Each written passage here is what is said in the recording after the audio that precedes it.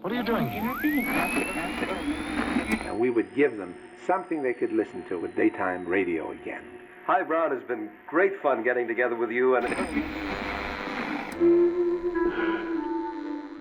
We all knew that we were living inside of a legacy, a long tradition of creation and craft, and we had already dedicated our lives to it. When Himan Brown died in 2010, he left behind an extraordinary legacy, thousands of programs from the golden age of radio and from CBS Radio Mystery Theater. But in the final decades of his life, he struggled to find a place for the form that mattered most to him, radio drama. The drama will come back into its own. I only hope that I'm given the years to go forward with all of this, because it's a cinch for me to produce. He never got that chance, but was succeeded by artists who reaffirmed his faith in audio drama. Come in. I'm Margot Avery, and on this final episode of Audio Maverick, a celebration of Himan Brown's life and work, we hear and hear about his legacy. The door's open. Stay tuned. Welcome. After CBS Radio Mystery Theater ended in 1984, it felt to Brown as if there was no home for dramatic works in broadcast radio, or at least commercial radio, the environment with which he was most at home and familiar. And so in the decades of the 80s, 90s, and early aughts, radio drama was limited, precarious, underfunded, and only grudgingly accommodated by the public radio system, a completely different milieu. Quick history and geography lesson.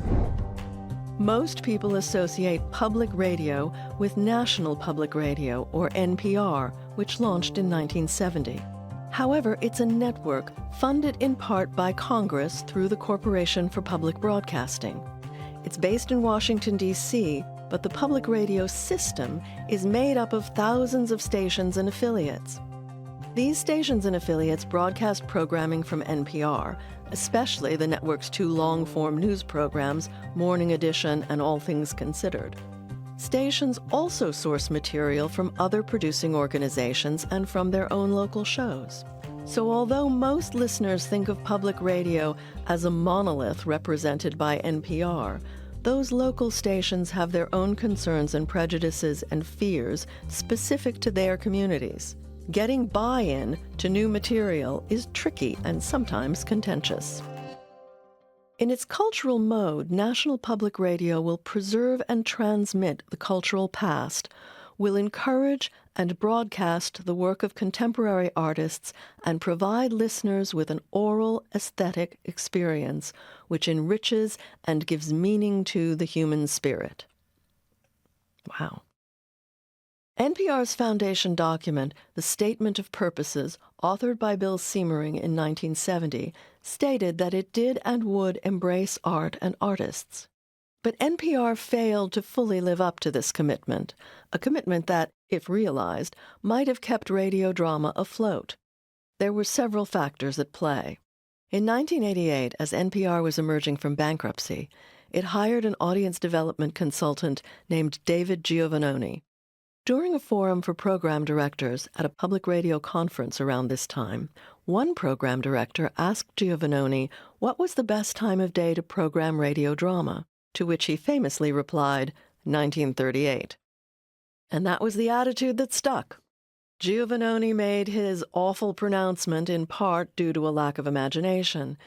He was certainly right in assuming that a 1980s public radio audience was unlikely to be engrossed by 1930s-style drama, with the exception of the canny meta-trope that was Prairie Home Companion. Where he failed was in imagining that the form itself could not evolve beyond that point, a woeful omission that seemed to not engage at all with the history of performance arts. Dance, music, theater, film, all had changed with the times in the hands of talented artists. In fact, NPR was actually a huge innovator, but in the realm of journalism. Thousands of young people came to Washington willing to risk being arrested in order to end the war.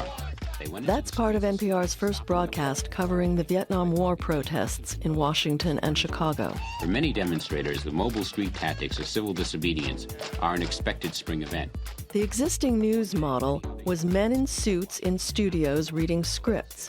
NPR moved reporting into the streets and made its narratives personal. So it demonstrated very early on that it could remake media journalism. So why not drama? One problem was public radio's infrastructure. In the golden age, commercially sponsored radio drama flourished because it saturated the airwaves. Everyone was listening on a sustained basis to one of the three networks. But NPR was created as an alternative to commercial broadcasting. Initially, its funding came solely from Congress, by way of the Corporation for Public Broadcasting. Eventually, foundation funding was added to the mix, and in the 1980s, when businesses were flush, corporations were looking to offload profits and were allowed by the Federal Communications Commission to add sponsorship messages to programs they supported. This message comes from Warby Parker. If you wear glasses, you know how hard it is to find the perfect. NPR's obligations to its many funders, from public to private sector, made it risk-averse. So the early NPR did not live up to its founding promise of inviting arts onto the airwaves. Contemporary culture has often been the subject of its features, but it was much more reluctant to let artists have their way with the form itself, with the inevitable uncertainty that comes with artistic exploration. My name is Aunt Lydia. I run this establishment, which, for those of you who don't know, is called the Rachel and Leah Re-Education Center. It is one of several colleges for the training of handmaids and is funded by central government. That's a scene from an adaptation of Margaret Atwood's The Handmaid's Tale, produced by John Dryden. In England, radio drama has been an established part of programming since the British Broadcasting Corporation was founded in 1922. The BBC regularly commissions and casts theater professionals, both playwrights and actors. There was no such model in the U.S., so artists had to find their way, and they did. But generally, these pioneers did not come from the new public radio world, but from experimental music, performance art, avant-garde theater, and from the technical side, sound engineers who began to push the limits. Although NPR itself was cautious, projects at individual member stations created opportunities for some remarkable pioneers in contemporary radio drama. And as the system expanded, independent producers also became a force to be reckoned with. They were bright comets of intention, hoping to draw playwrights and actors into what, for most, was a new world.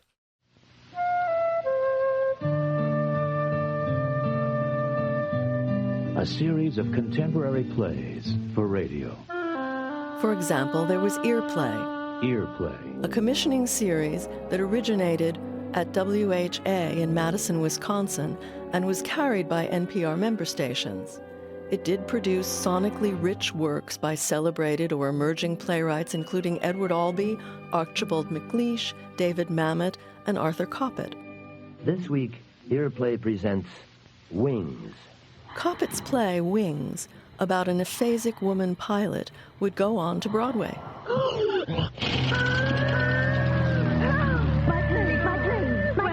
What has happened to my plane? I have crashed. Lights appear below, faint like torches.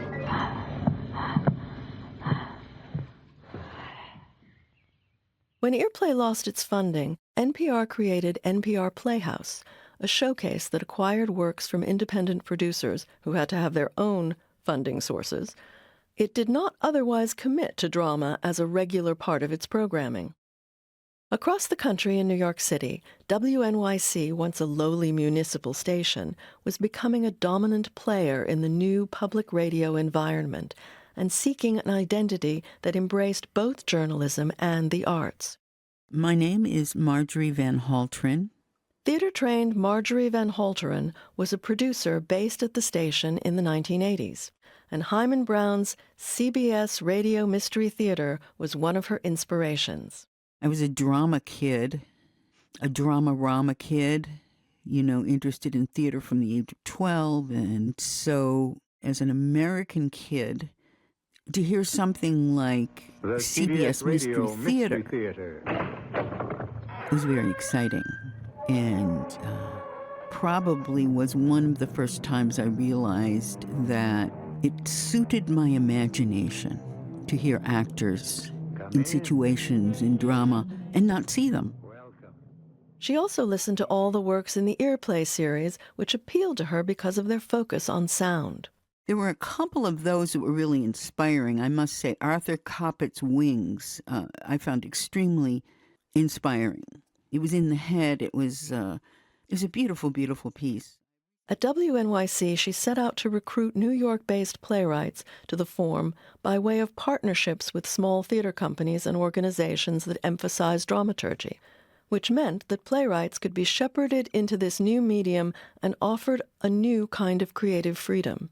So I was very excited by the idea of taking theater writers who I really admired, people like Len Jenkin and Thomas Babe and some others, and give them the opportunity to think in the head, to let their spirits fly on the air. The radio stage debuted in 1986. Contemporary theatrical sensibilities and sophisticated production techniques that took advantage of multi-track recording and complex sound design resulted in a body of work that ran the gamut from surrealism to dystopianism to feminism. And that was really what excited me. I was excited by challenging work. I never really considered, for example, just plays being read on the air. I never considered that radio drama. For me, radio drama was taking the art of radio and taking it as far as you could go. My mother told me this story. It happened a long time ago in Iowa City, Iowa, when I was 9 years old. Alana Greenfield's Desire follows the inner life of an Israeli emigre adrift in the American Midwest. We had just moved there from the east of the world, my mother's home, where the sun is old. My father has left us and moved to Jefferson City, Missouri. He has drawn me a map of the Midwest, so I'll know where he is. He's marked the route from Iowa City, Iowa, to Jefferson City, Missouri, with drawings of a strange little man with a huge thumb. The man is thumbing a ride and holding a sign which says, "No schmoz kapop." No schmoz kapop. That's nowhere. Van Holteren established a culture of risk before moving to France. Audio Mavericks producer-writer Sarah Montague took over the series in the early 1990s, and over its several seasons, the radio stage's commissioned playwrights included Susan Laurie Parks, Elizabeth Swados, and Nilo Cruz. The crystal city glistens in the moonlight. 3 of the 6 moons of Suma Nula are shining down, casting weird shadows in this abandoned city. From all over the country, independent creators began to surface. In upstate New York, Tom Lopez parlayed an interest in binaural recording, using microphones embedded in a head to simulate human hearing, into a series of playfully adventurous works, all enriched by sounds from all over the globe, like Ruby, an intergalactic gumshoe. In the faint light of the 3 half-moons, I see someone moving across the square. Wait a second, that looks like me. A moment later, and he was fettered to 2 iron staples embedded in the granite. What does this mean? Charles Potter learned his craft at WBAI, an alternative station in New York that gave him plenty of studio time to experiment. It got me to learn how to think about the listener as having to sort out these different voices and trying to cast a palette of voices that sounded somewhat different. I beg you to explain. Surely you can explain. Or the differences would reveal important nuances in the script, whatever that might be. I see. A very good joke indeed. Excellent jest. We will have many a rich laugh about it at the Palazzo. Yes. No? Van Holteren herself contributed to an emerging variant. docudrama. These works, based in fact, used theatrical techniques to share personal traumas, family histories, and social commentaries. Here's D. Mae Roberts' award-winning May May, A Daughter's Song.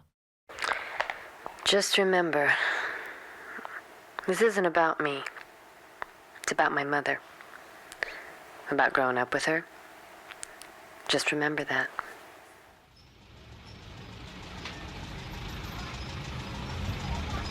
Wait a sec, Mother.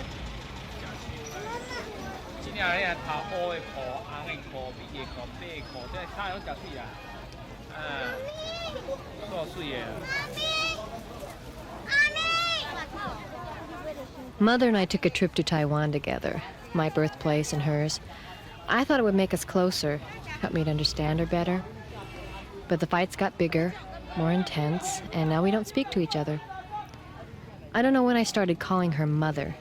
It was a conscious decision, though, to go from Mama, what all Asian daughters called their mothers, to the more formal Mother. I guess, no, I know I was ashamed of her. The way she embarrassed me in public, calling out my name from the other end of a Kmart store, yelling at the top of her lungs. Everyone in Taiwan yells. I understand that, at least now. Other mothers were reserved, educated, went to PTA meetings, baked cookies. I pronounced fork, hork, because my mother couldn't say F's very well. English wasn't my first language, but then I'd forgotten my first language. My mother never read to me because she didn't know how to read or write. I was different, half Taiwanese. It was always an isolating thing to tell my friends, stranger than all the fairy tales other mothers told their kids.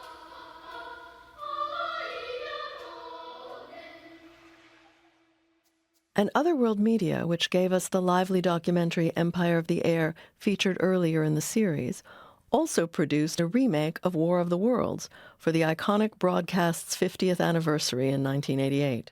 It was recorded at George Lucas's Skywalker Ranch in California.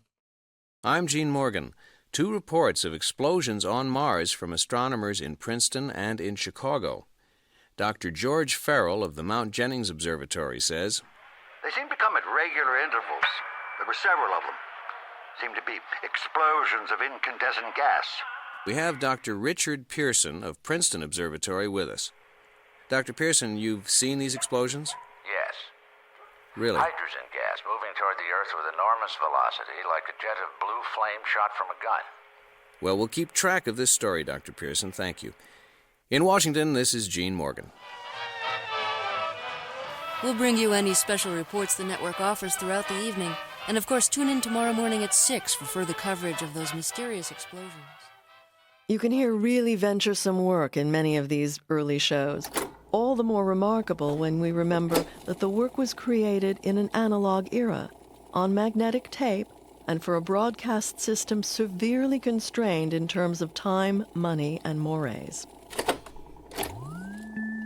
But one series was specifically experimental, New American Radio, which launched in 1987. Welcome to New American Radio, a series exploring new territories for the art of radio. It was the creation of composer Helen Thorington, and in the course of a decade, it featured works by over 300 performance artists who were asked to bring their boundary-breaking sensibilities to radio.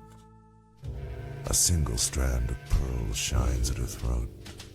She catches me watching her, smiles almost imperceptibly with the corners of her mouth. I get the message. She's playing Odette for this occasion. My face returns a twitch of recognition. But if Golden Age radio died because it was a dinosaur, early attempts at contemporary radio theater were more like a failed outer space mission. Visionary and erupting periodically from different producers and projects, but perpetually undervalued and under-resourced. Such money as there was, from sources like the National Endowment for the Arts, the Corporation for Public Broadcasting, and a handful of foundations, ran out. And carriage, how many public radio stations actually took a program for broadcast, was meager. Without these things, there was no way to create a new culture of radio drama. And then, suddenly, podcasts. Well, not so suddenly. The first RSS feed, the technology that allows for user-controlled, on-demand listening, surfaced in 2003.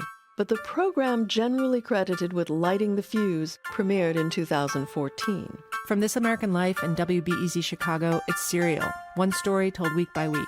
I'm Sarah Koenig.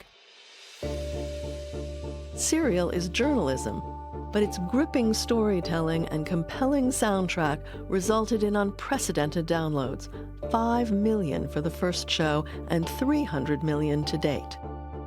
There was, of course, already a podcast landscape, but with the success of Serial, suddenly it seemed infinite and infinitely promising. And audio drama got a chance to soar again. In public radio, there were a lot of storytelling shows like This American Life, but none of them were really fictional. It wasn't something that really had a very strong presence on public radio. That's Jonathan Mitchell. As a 7-year-old, he was given a highly produced album called The Story of Star Wars. It was an LP that had all the dialogue and music and sound effects from the movie. I listened to this over and over and over again. I loved this album so much. So he was very excited some years later when his local public radio station announced they would be airing a dramatized version of the story for radio. It was going to be a marathon, and so I sat in my bedroom and listened to the radio all day one Saturday, listening to this audio drama version of Star Wars, and I was kind of disappointed with it because it wasn't like the record album. The record album had a lot of life to it. It was all recorded in locations, and it was, the sound was done with the idea that it was going to accompany visuals. And the radio drama version felt like it was sort of making up for the lack of visuals. It felt like it was recorded in a studio, and I just knew that I far preferred the sound of the record album. And so when it came time to make audio dramas, I felt like I wanted it to sound a lot more and feel a lot more like that record album. With this quest in mind, in 2012, Mitchell founded an audio drama podcast called The Truth, which he sustained for over a decade. He was interested in an approach to drama that involved improvisation and location-based recording, so the listener would not, as he had, hear the studio in the final product. And, like Himan Brown in his CBS Radio Mystery Theater days, he recruited a group of writers and actors who could respond to the challenge. No one had experience working in audio drama. And so everyone was new to the medium, particularly with the writers. It was a process of helping each other discover what was possible with this medium. One early influence was Steven Soderbergh's Sex, Lies, and Videotape. Why don't you let me tape you? Doing what? John and Ann don't have sex anymore. Did you make one of these damn videotapes? Yes, I did. Okay, I'm recording.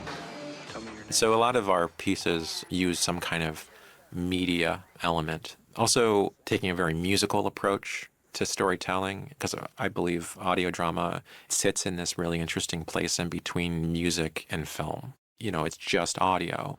Hey, come back! Stop! Which means you can play with your listeners' perceptions of what's real. In Can You Help Me Find My Mom, a panicked child turns out to be an older woman with dementia. I'm sorry I have to do this. No, I don't like needles. No, stop! Hold still. Hold on. It's done. It's over. And the Voyager space capsule invited this playful inversion. Something just fell from the sky. We just need to take a breath and look at it. Yeah, just relax. Be careful with it, okay? Don't put it on the table. Let's put just- something down. Just take a breath.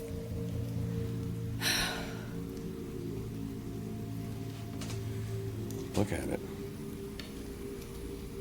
It's beautiful. It's gotta be made of some kind of gleanite. It's just so shiny. What are all these drawings on it? Or etchings? Is it a language or is it just drawings? Maybe it's from some other country? I think this is from a different planet. Oh, come on. The sounds they heard in the story came from the actual recordings from the gold record that was attached to Voyager 1 and 2 when they were launched in 1977. Did you guess? Jonathan Mitchell wanted to find a fresh way of creating engaging audio as an intersection of ingenious sound design and theater. Another successful series, Welcome to Night Vale, has its origins in avant-garde theater and offers an outre twist on Golden Age radio. Welcome to Night Vale. Welcome to Night Vale is an eerie podcast transmitted as a radio broadcast from a deceptively simple small town in the middle of an existential nowhere. It was created by Joseph Fink and Jeffrey Craner. Craner remembers the pleasure of the old-fashioned radio he encountered as a child. Most spring breaks when I was growing up, I would go up to Oklahoma City to see my grandparents. And my granddad introduced me to The Shadow. And I just thought it was cool that you had this kind of like old kind of comic book spy sort of character on the radio.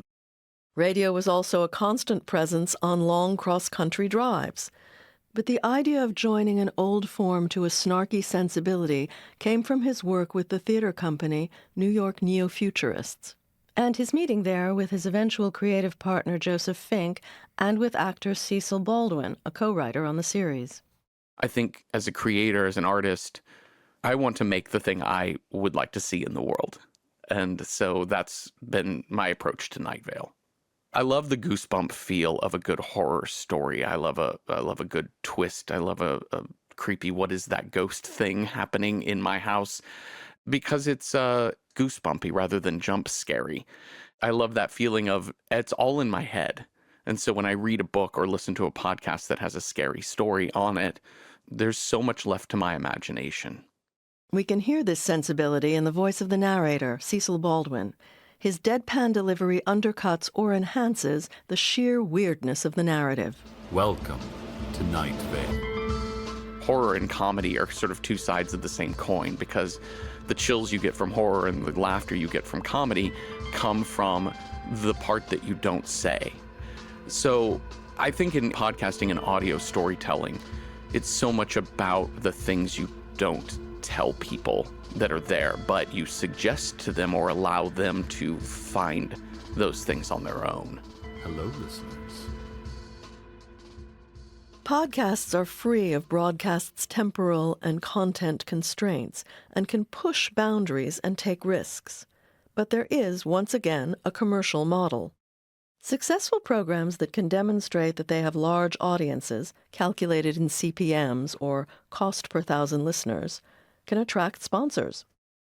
The podcast explosion also created more competition. Editor Julia Barton is a veteran of both National Public Radio and contemporary podcasts. She also spent a year as a Nieman Foundation Fellow researching the origins, artists, and tropes of Golden Age radio. She talked about the learning curve of innovation.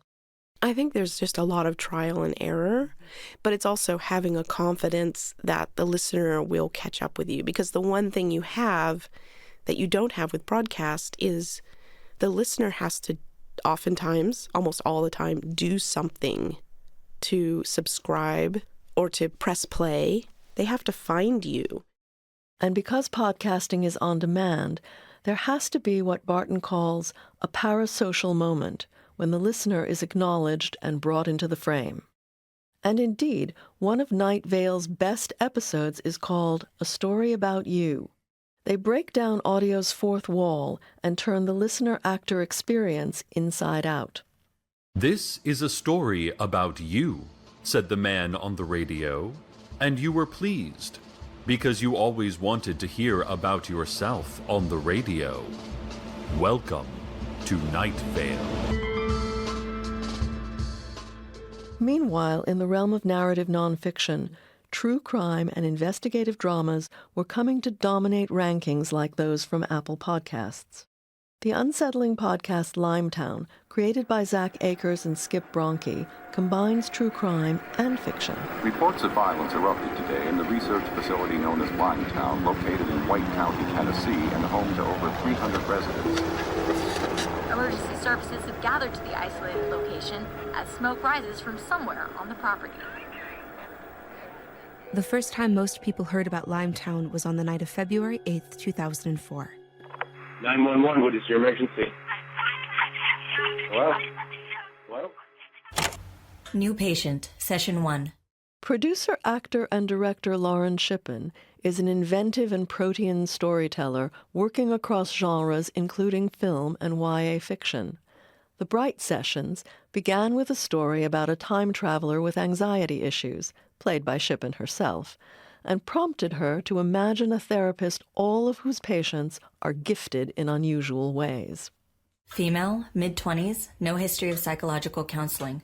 She was skittish when making her appointment. Condition unknown. Come in. Dr. Bright? Yes, hi, I'm here for a session. For a therapy session, that is. 2 o'clock. I have a 2 o'clock appointment. It's my first time. Sometimes when I'm introducing myself, I say that I'm a radio playwright. Audio artist Caitlin Prest's website features a provocative photograph, smudgy and alluring in the manner of the 1920s. Under it is the caption, "Once upon a time I dressed like a dragon, and this is what I thought that looked like." From PRX's Radiotopia, welcome to the heart. Should we kiss one more time? Yeah. Canadian-born Prest is best known for The Heart, a podcast that explores relationships and pushes the boundaries of sound and intimacy. Things you say in a whisper to someone close. Hey, are you awake? Things you never knew you liked. Even though it felt awkward, it felt so good.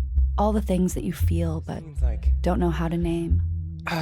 Don't know how to put into words. Just like, this is a show about those things. We were just up till 5 or 6. But I can't tell you how I really knew. Why? Because it's too... Okay. I'm your host, Caitlin Prest. And on this show, me and Mitra Kaboli and our friends invite you into an alternate universe that feels like someone's diary and sounds like a dream. A defining feature of my career is trying to convince journalists that love, of course, out of everything in this world, love may be the most worthy topic, which is part of the reason why there's so much very raw and real sounding depictions of sexuality in the work that I do, because I believe that we desperately need to hear what it really sounds like, not what Hollywood thinks it should sound like, and not what, obviously, what porn thinks it should sound like, but what it really sounds like, what lovers really sound like. Much of Prest's work is documentary, but her portfolio also includes audio fiction like The Shadows and Movies in Your Head. Prest first fell in love with radio as a listener. I started my adulthood completely enamored with the medium of radio. I spent Saturday nights sitting beside my stereo, listening to someone who I believed was in a studio somewhere in Montreal, speaking quiet words into the night. Even with the advent of podcasting, which became the platform of choice, Prest's work is imbued with the transgressive immediacy of broadcast. She liked the idea that someone was listening right then and that what she said would be heard. Baby, come closer. Audio smut, where we whisper all the dirty little fantasies and secrets in your ears. Baby, come closer. And what Prest was saying was uncommon for the times. Audio smut, which debuted in 2008, included feminist and sexual content and championed a queer sensibility. One station dropped it because the host was uncomfortable saying the word smut. We did have a lot of explicit sexual content on the show, as they like to call it. We like to call it the only time in our lives when we had control over our sexual expression.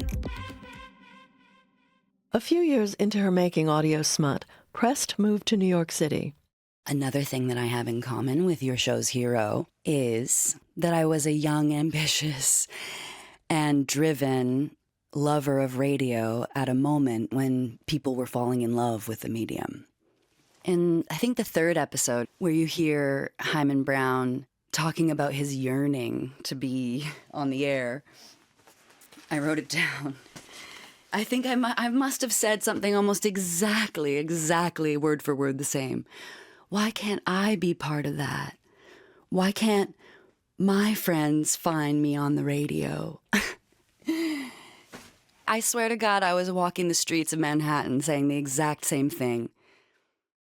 As platforms evolved and dissolved, Prest found herself working across them. After the CBC folded its radio drama department, she received one of the first commissions from its new podcast unit. It was an ambitious 6-part serial drama, The Shadows, which follows the uneven trajectory of a love affair. This is The Shadows. Sometimes I wonder. The story of what love is a story that I became enamored story about love. Is a story. Episode 1. Romantic. Do I know how something will sound before I start writing? Never. Never. Never. I start with sound a lot of the time. I start creating a palette for what the world is. I was a romantic. As a romantic, I saw beauty. I saw more than was really there. I didn't just see the color red. I saw the color red.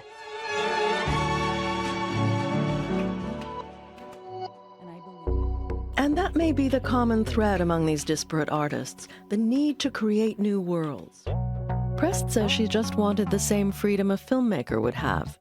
Mitchell was inspired by an iconic film to think holistically about production where you don't hear the studio. Shippen parlayed her instinct for the uncanny into a portfolio of successful podcasts like Bridgewater and Passenger List. Quite simply, they all heard the world differently and allowed us to do the same. And this new generation is different. Golden Age producers like Himan Brown were efficient content creators in a known form. The early generation of contemporary American radio producers were chaotic, inquisitive, inventive, risky. Today's audio theater podcast producers are in the main children of the digital era. Cool, noir, meta, and used to high-concept sound design and boundary-breaking formats.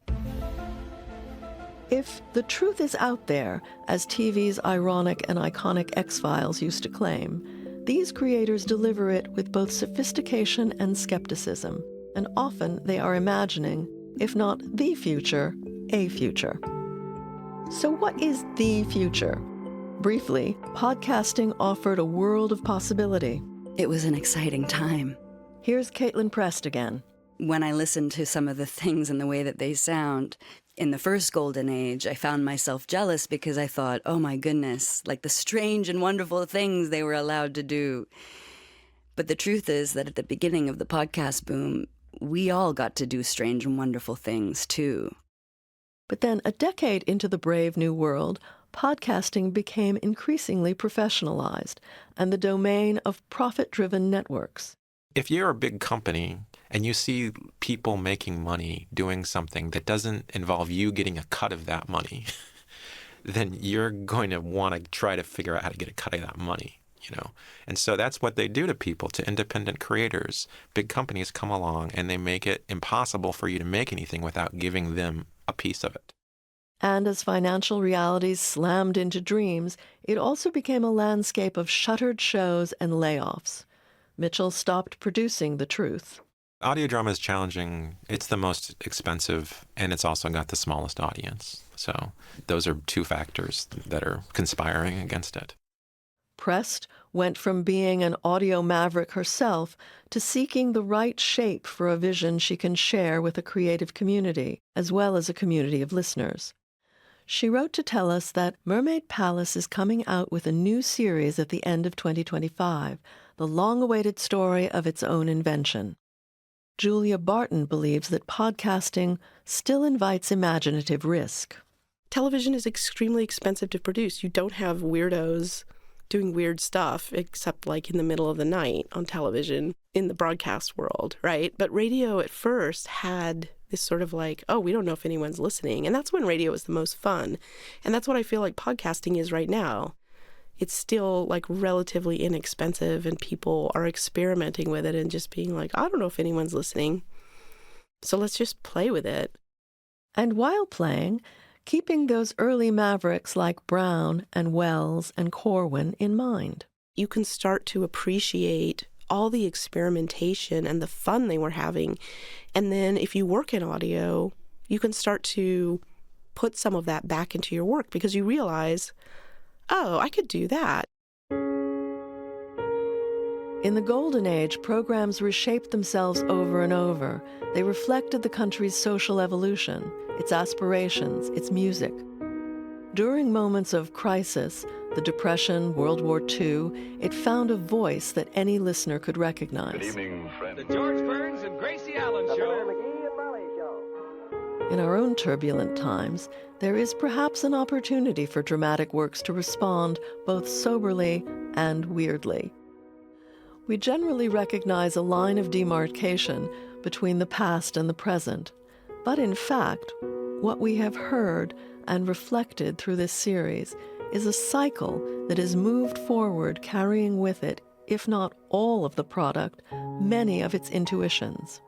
That sound offers, in an oft-repeated trope, theater of the mind, that it allows both creators and listeners to move beyond the literal into a realm in which plot and poetry can coincide, in which it's always true because it's always true to us. And because those intuitions are based in something creative in the creators and something resonant in the listeners, it's regenerative. Radio drama takes your imagination, embraces the listener like nothing else in the history of theater. That, of course, is the unmistakable voice of Himan Brown. In Audio Maverick, we've been reflecting the life and work of a man who existed in two particular periods of time. But in fact, Himan Brown is also part of this larger regenerative narrative of podcasting and whatever comes next. So, stay tuned to your radios, phones, watches, cars, implants. You don't know what's coming next, but you will want to know. I'm Margot Avery.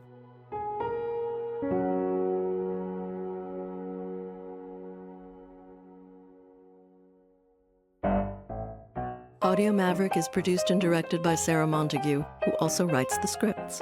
Our executive producers are Melina Brown and Sarah Montague. CUNY TV's executive director is Chiqui Cartagena. The director of production is Susan Iger, and Deborah Labadie is CUNY TV's chief operating officer. The associate producer for Audio Maverick is Corinne Wallace, and our audio production intern is Lucia Funaro. Audio Maverick is narrated by Margot Avery. Our technical team at CUNY includes senior audio engineer Richard Kim and audio engineer and program mix engineer Lisa Goslin. Our staff photographer is Laura Fuchs. Our archivists are David Rice and Katrina Schlosser. Our closed caption coordinator is Amy Monti. And the script editor is Allison Berenger. Our theme was composed by Allison Leighton Brown. Sound design and final mixing are by John Delore and Bart Warshaw. Multitude Productions handles our publicity and marketing.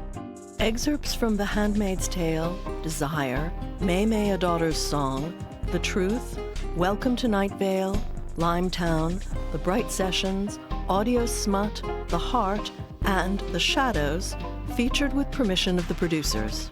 Audio Maverick is a production of CUNY TV.